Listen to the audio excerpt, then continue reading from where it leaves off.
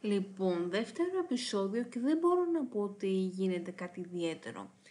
Η Αναστασία, η οποία είναι η υπηρέτρια της Αθηνάς, σχεδόν την πιάνει με τον γιο της, σε εισαγωγικά στα πράσα, και τους ανακοινώνει ότι δεν έγινε γάμος. Να πω σε αυτό το σημείο ότι λατρεύω την Έλενα Χριστοφή και προτείνω να τη δείτε στη σειρά Κάρμα, που εμφανίζεται σε 2 επεισόδια στην 4η σεζόν, στα Ιερά Τέρατα και στους γήπες, για να καταλάβετε για τι θεούλα μιλάμε. Η Χάιδο Στεφανέα, η μητέρα της Στέλλας, έχει πλαντάξει στο κράμα και το μυρολόι. Ο Μάνος, η Ιουλία, ο Σοκράτης και ο Φίλιππος, ο γιος της Χάιδος, είναι κοντά της. Τώρα φαντάσου να γυρνάς από τη δουλειά σου έχοντας περάσει μια σκατοημέρα για να καθίσεις να δεις τη Χάιδο να κλείει την κόρη της κρατώντας το ματωμένο νηφικό της. Πιστεύω ότι ο όρος γι' αυτό είναι τραύμα porn. Παράλληλα ρωτάει που είναι ο άντρας της, ο Πέτρος Στεφανέας. Πού είναι ο άντρας μου! Η αστυνομία προσπαθεί να βρει τον άντρα της και έχουμε κάποια εκπληκτικά πλάνα. Την ίδια στιγμή ο Στέφανος, με καθόλου απειλητικό τρόπο, ρωτάει τη Μυρτάλη γιατί εξαφανίστηκε. Η Μυρτάλη δεν του εξηγεί τι έγινε για να μην τον μπλέξει και ανταυτού του λέει ότι τον απατάει.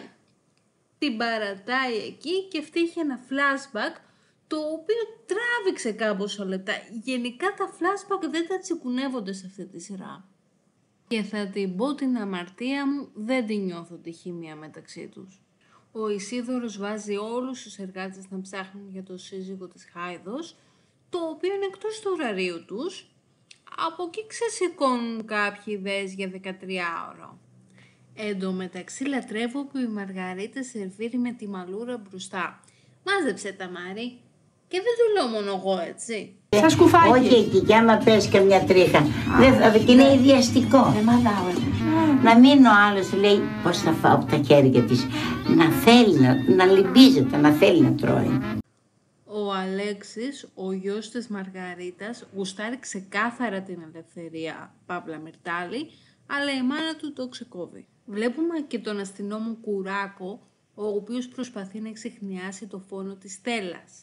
Μιλάει με τον οδηγό της άμαξας που του λέει ότι τον χτύπησαν στο κεφάλι, σκότωσαν τη Στέλλα, τον έσυραν, τον έδεσαν και λιποθύμησε. Ο Στέφανος λέει τα πάντα στο Στάθη για τη Μυρτάλη, αλλά δεν πιστεύει ότι τον απατάει.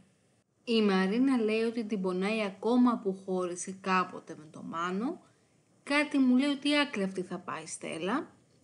Η Μυρτάλη, τώρα που ο Στέφανος την ανακάλυψε, σκέφτεται να πάει να κρυφτεί αλλού. Παράλληλα γίνεται καυγάς στο καφέ του Πότη, σπάνε ένα τζάμι και εδώ έχουμε την προσπάθεια της σειράς στην κομμωδία. Εν τω μεταξύ ο Γιάννης Κρητικός είναι εξαιρετικός σε κωμικούς ρόλους, αλλά δεν μπορεί να σώσει την κοιλιά που κάνει το επεισόδιο.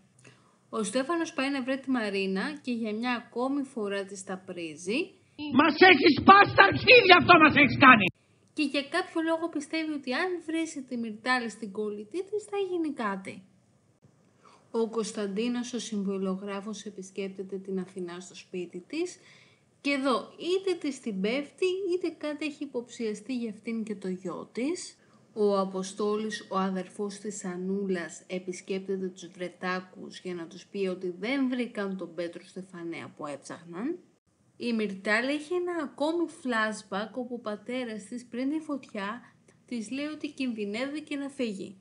Να μην εμπιστευτεί κανέναν και να πάει να βρει τη Μαργαρίτα. Θα μπορούσε να την είχε ειδοποιήσει, ξέρω εγώ, να της πει τι στο καλό συμβαίνει, αλλά ο Ιπποκράτης, ο οποίος ήδη ήταν με το ένα πόδι στον τάφο, μάλλον πιστεύει ότι θα γίνει καλά και θα τα λύσει όλα μόνος του. Η Χάιδο τελικά λέει στο γιο της τον Φίλιππο ότι ο θάνατος της Στέλλας και η εξαφάνιση του Πέτρου είναι βεντέτα και ξέρει ποιοι το έκαναν, όπως επίσης ότι έσπασαν την εκεχηρία και όταν δεν μαθαίνει ότι βρήκαν τον άντρα της νεκρό, συνεχίσει τις κατάρες και τα εκδικητικά της σχέδια. Εν τω μεταξύ γυναίκα ηθοποιάρα πάντως. Η Μυρτάλη παίρνει τηλέφωνο τον Ισίδωρο για να τους πει να σταματήσουν τα σποτάκια στη τηλεόραση. Ο Ισίδωρος της λέει να γυρίσει και θα ρίξουν τη διαθήκη. Η Μυρτάλη όμως δεν πείθεται. Έρχονται και δυο καλόπαιδα που προσπαθούν να πουλήσουν στον Πότη προστασία, απειλώντας τον ότι θα του κάψουν το μαγαζί, ο Πότης όμως αρνείται να πληρώσει.